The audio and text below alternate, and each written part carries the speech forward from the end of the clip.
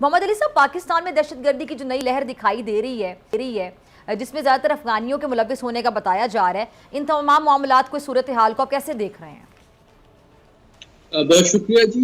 دیکھیے، سب سے پہلے تو جس طرح آپ نے حوالہ دیا، میں سمجھتا ہوں ایز اے پاکستانی میری یہ اخلاقی ذمہ داری بھی ہے کہ میں پاکستان کی مسلح افواج اور انٹیلیجنس ادارے اور لا انفورسمنٹ ایجنسیز کے ان تمام افسروں اور جوانوں کو خراج عقیدت پیش کروں جو کہ روزانہ اپنے سر پر کی بازی لگا کے ہماری سلامتی کو انشور کرتے ہیں۔ ان کی قربانیوں کو ہم کبھی بھی بالکل فراموش نہیں کر سکتے، اور انہی کی وجہ سے ہم رات کو چین کی نیند سوتے ہیں۔ لیکن یہ جو اس وقت نئی لہر آئی ہے، یقیناً آپ جیسا کہ جانتی ہیں کہ ہمارے جو دشمن ہیں اندرونی اور بیرونی، وہ نہیں چاہتے کہ پاکستان سلامتی، استحکام اور خوشحالی کا سفر طے کرے، اور مختلف اوقات میں مختلف طریقوں سے وہ پاکستان کو ڈیسٹیبلائز کرنے کی کوشش کرتے رہتے ہیں۔ لیکن آپ کے توسط سے مختصر میں یہ بتانا چاہوں گا ناظرین کو کہ یہ جنگ صرف پاکستان کی فوج یا انٹیلیجنس اداروں کی جنگ نہیں ہے، یہ پاکستان اور ہر پاکستانی کی جنگ ہے، اور بہت ضروری ہے کہ ہمارے تمام قوم، ہماری تمام عوام، ہماری سیاسی جماعتیں اور ہمارے سویلین ادارے مل کر فوج کے شانہ بشانہ کھڑے ہوں، تاکہ ہم اس افریت کا ایک فیصلہ کن انداز میں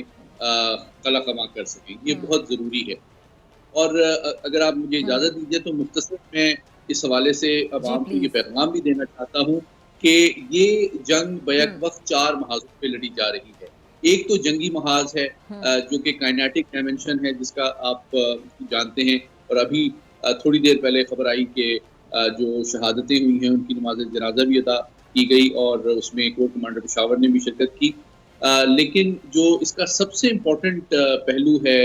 ڈاکٹر فضا، وہ نظریاتی پہلو ہے۔ جی جی، اور آپ جانتے ہیں کہ اس پہ بہت کم توجہ دی جاتی ہے، لیکن یہ جو پیغام پاکستان کے تحت تمام مکاتب فکر کے جو جید علماء تھے، انہوں نے واشگاف انداز میں دہشت گردی کو اسلام اور پاکستان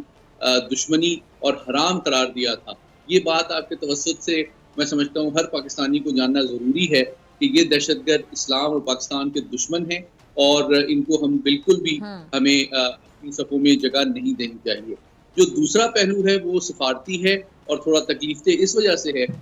کیونکہ بدستور آپ جانتی ہیں کہ افغانستان کی سرزمین استعمال کی جا رہی ہے دہشت گرد تنظیموں کی جانب سے، اور تازہ ترین اطلاع کے مطابق جو میں آپ سے شیئر کر رہا ہوں،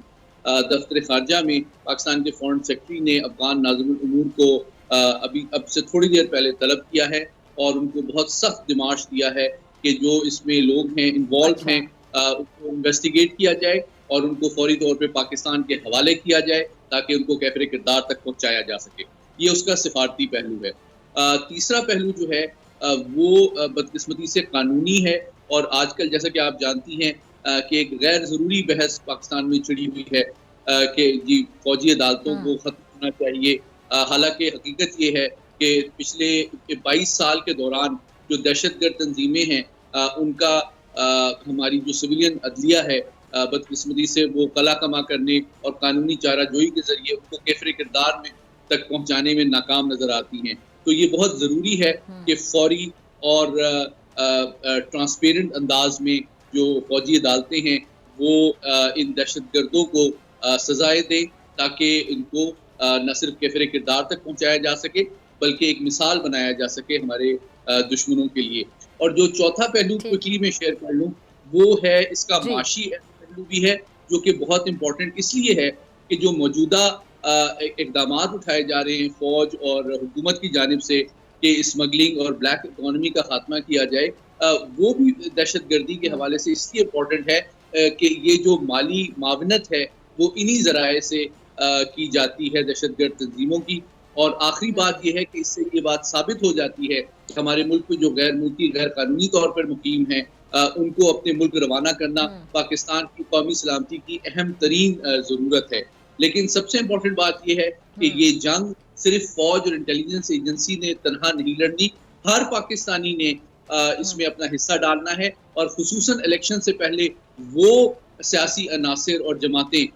جو کہ ایک غیر محتاط اور غیر ذمہ دارانہ بیانیہ مرتب کرنے کی کوشش کر رہی ہیں